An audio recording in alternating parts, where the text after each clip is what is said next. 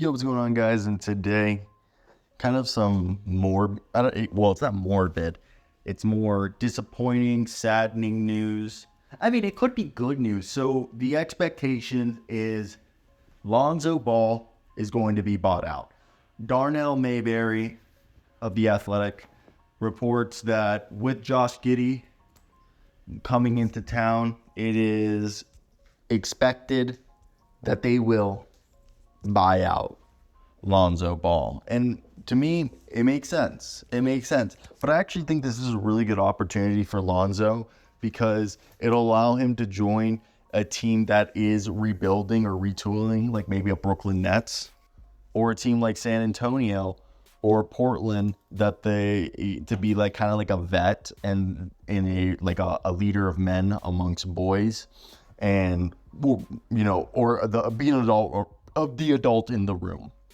Or he can join a contending team and just be around consummate professionals to help rebuild his craft. So the report is by Darnell Mayberry, quote, Giddey's acquisition also further clouds the Bulls' plans for recovering point guard Lonzo Ball, who has not played since January 2022, but is expected to make a comeback next season. It's impossible not to view Giddey as insurance in the case Ball does not return. By bringing in Josh Giddey, the Bulls also might be signaling that they're ready to move on from Lonzo Ball. A trade or a buyout could be likely. I just don't think the trade would happen unless it's for a trade, like if somebody's trying to dump a salary. And what do you mean, to dump a salary? So who's a salary that we could look around the league that is a bad contract? Because I'm trying to think right now, what are the bad contracts? So we're going to think first, what are the contracts he could be traded for? Because I think at the very least, Lonzo Ball can come back and still be there's two ways that Lonzo Ball can come back and be good.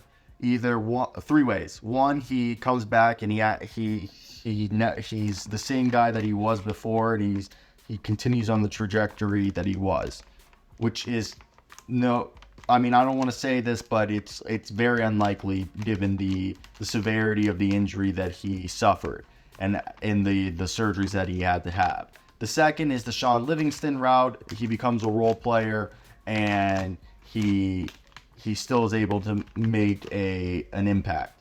The third is he's better than Sean Livingston, but he's more along the lines of a Ricky Rubio or a Ricky Rubio, and he kind of is a guy who maybe stays healthy and is just a defensive pass first, sixth man type guy who can help a team. But the whole thing is if we look at the salaries that are around the league right now, player-wise, looking into next season, because you would assume that it would be either it'd have to be a swap or a dump.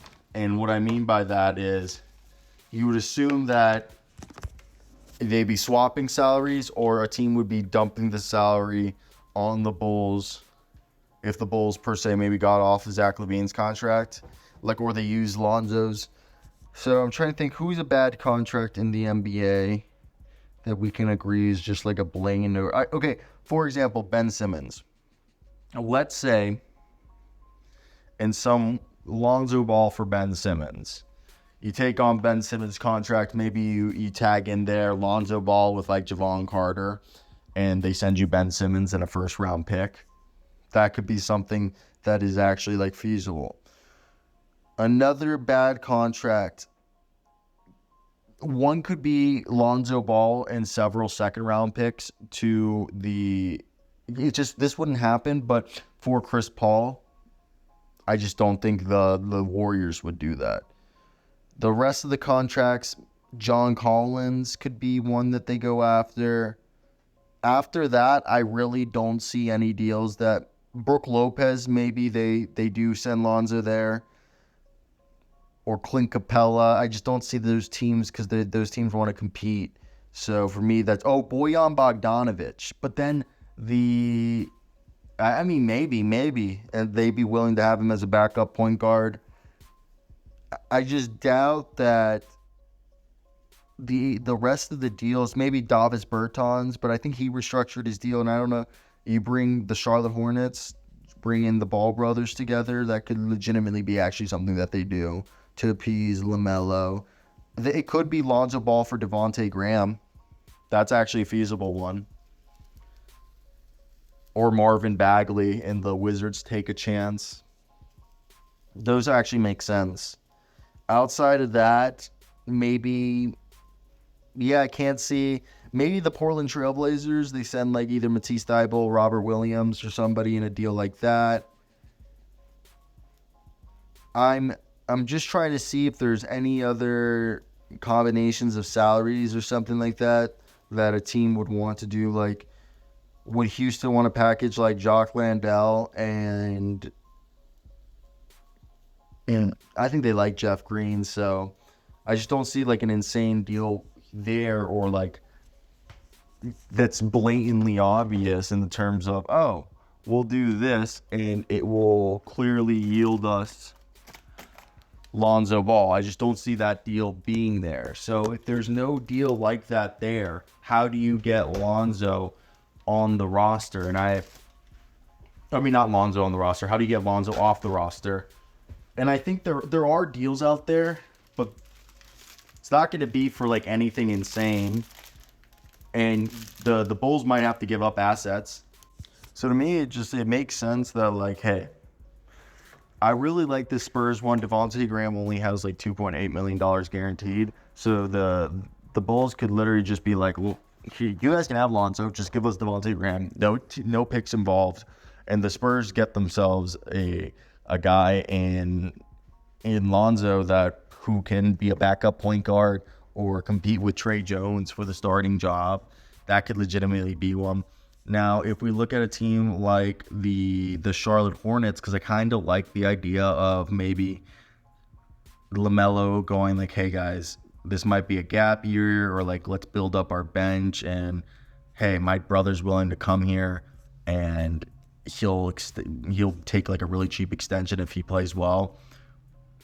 So what if they do Davis Bertans they send them like Davis Bertans, and yeah, that's the only one I would offer up, because I think not a bad deal. I want to see, what is Davis Bertans' contract. So Davis Bertans, the Latvian laser, he only has 5.2 guaranteed. So exactly, his salary guaranteed, the contract revision. So his contract, a clause was removed that if he played 75% of the games, it would have guaranteed his deal. So basically, yeah, I honestly think let's go ahead, Davis Bertans for Lonzo Ball, and then you just basically go, okay, Davis Bertans gets cut by the Chicago Bulls, and Lonzo Ball gets reunited with his brother and gets to be kind of like in a comfortable situation with a good coach. And Lonzo, it would be an expiring contract, and then you'd be like, hey, we'll give you a 3-year extension for like $20 million if you play well next year. And he'll be like, all right, sure.